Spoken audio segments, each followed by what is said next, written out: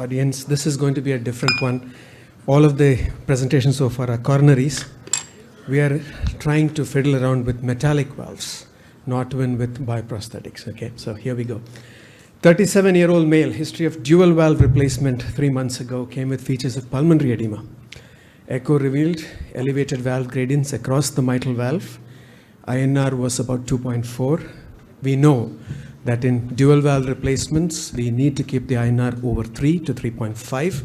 This gentleman was managed by a non-invasive and a non-cardiologist person. So somebody who thought that INR of 2 to 2.5 was enough. So he lived like that for 2 to 3 months and then clotted up one of the valves. So what did we do? We thrombolized him multiple times. My surgeons called up and said, we have this guy, we will thrombolize him multiple times. They did a transesophageal echo to see if there are clots on the valve. Nothing was seen. Fluoro showed a stuck valve and thrombolized him almost 4 times in 3 days. So what do we know about protocols for this? We have low dose infusion of TPA, 25 milligrams over 6 hours infusion. We have ultra slow infusions where we give alteplase at 1 milligram every hour for 24 hours. That's what the ACC-AHA trials had shown. We have an accelerated regimen like alteplase 10 mg with the remaining 90 going over 2 hours, repeat echo and fluoro.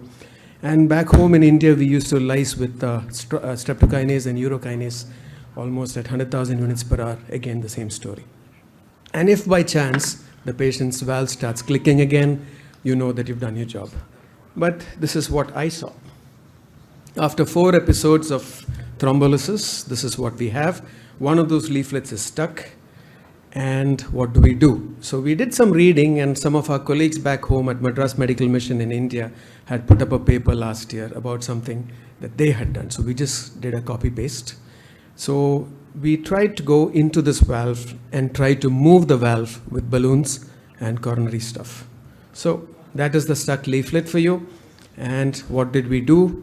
We took help with our EP fellows because the septum was sutured tight, and that's an edgeless sheath, and we've crossed over into the pulmonic vein on the left side. We have the root is the IVC RA transseptal LA, and through the LA into the valve. We had placed 2 filter wires into both the carotids and crossed our fingers that nothing would embolize to the vertebrals. Then with the edgeless sheath, there's a Lima catheter, and I aimed the wire between the 2 leaflets. You can see the wire is aiming to go between the 2 leaflets. It actually floats through because it's a high gradient flow, so it usually floats through. So now you have the wire in the distal part between the 2 leaflets in the distal LV. And then on the left, we started with the balloon dilatation. This is a 3 mm balloon, 15 at 8 atmospheres. You can see at the end of this thing, the valve tends to move a bit. Not good enough, not movement enough, so we upgraded to a 4 NC at 10 atmospheres. And as you see, that leaflet opens up. So we managed to get the leaflets to open. So now both the leaflets are opening well. And, you know, as we say, rota multiple times, there's a polishing run. So this is the 4 NC opening the leaflet completely. And then after this, we did wire into the major orifice of the valve. And then we took a 10 mm peripheral balloon through the edgeless sheath. That's a peripheral balloon, 10 mm that dilates. You can see that it's dilating into the main orifice. So once that is done, the leaflets started moving properly. So the valve gradients were a little bit, the leaflets started moving. Once it starts moving, the thrombolysis, the anticoagulation takes over and the valve starts moving again. So we avoided surgery, we avoided reopening. We were praying that there would be no stroke, and nothing happened. There was nothing in the spiders, so we didn't get anything out of there. Peripheral, the patient didn't have any pain in his leg, so he didn't embolize anything distally. So this is the final part where the leaflets are free. So what the valve function returned to normal over the next 3 days. INR was maintained 3.5, and I did a follow-up fluoro after a month, but this is not from the fluoro, this is from the phone, okay? So this, you can see both the leaflets functioning very beautifully. This was a clip that I sent to my surgeon, so you can see the leaflets perfectly moving. And this is at 3 days, one month later from the procedure. So is this the first time that we did this? Somebody did this? No.